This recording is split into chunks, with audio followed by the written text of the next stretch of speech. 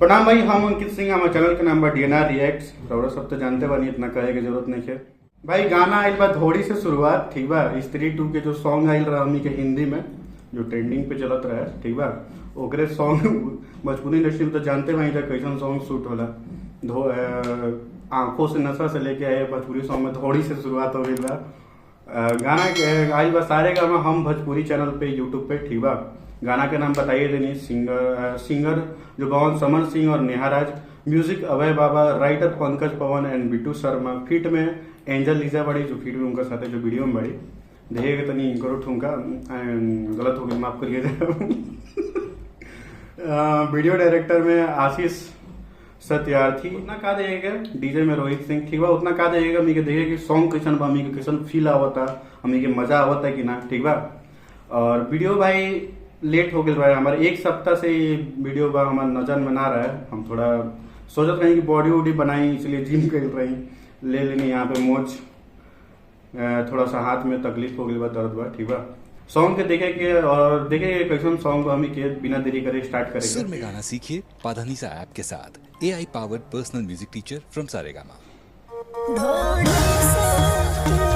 बस हम समझ गए नहीं कि सॉन्ग कहाँ तक गई बा भोजपुरी इंडस्ट्री में, थोड़ी तक आइए गई आखिर में। भोजपुरी इंडस्ट्री भाई गजब के बाद। Personal music teacher from Saregama.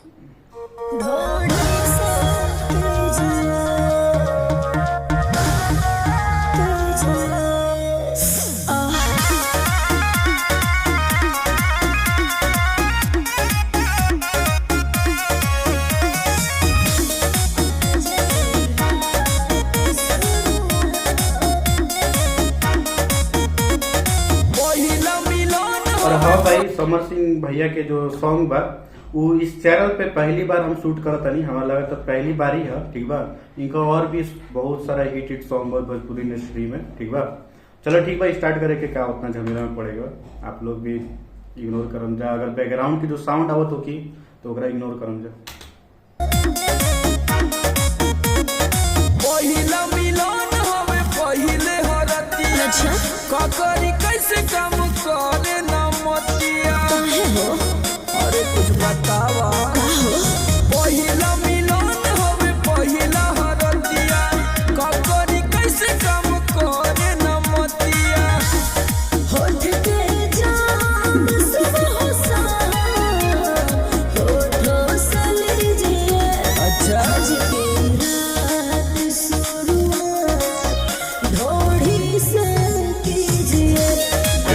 एकदम कॉपी भोजपुरी इंडस्ट्री है भाई। वो कहाँ आग से नशा करत रही, थोड़ी से नशा करे लगन जा।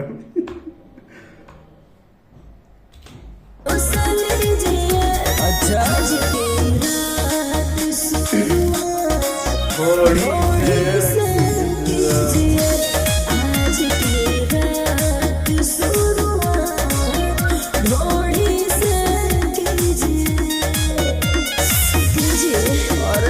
समुंदर में झुकबुका, सीधा समुंदर में घुस झुका, अरे सीधा समुंदर में झुकबुका।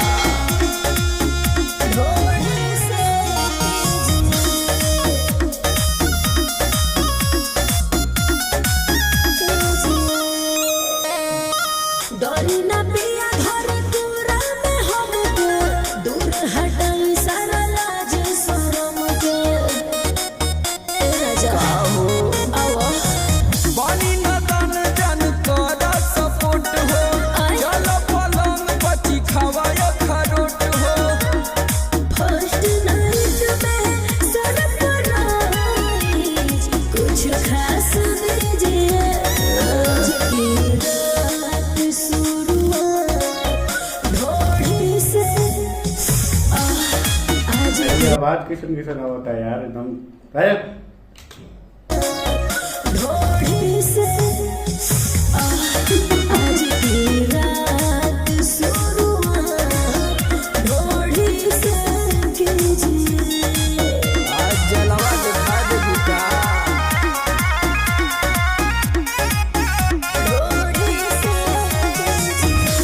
भाई अपन ऑडियंस खातिर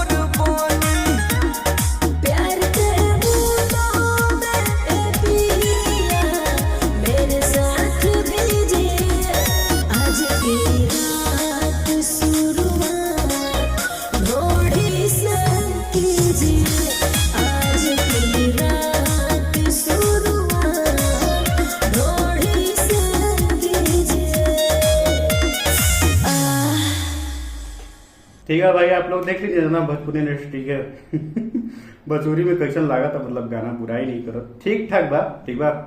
आप लोग के भी राय बहुत मायने रखा था, तो कमेंट करम जा कि गाना कैसन बा, कैसन लागल आप लोग के, ठीक बा।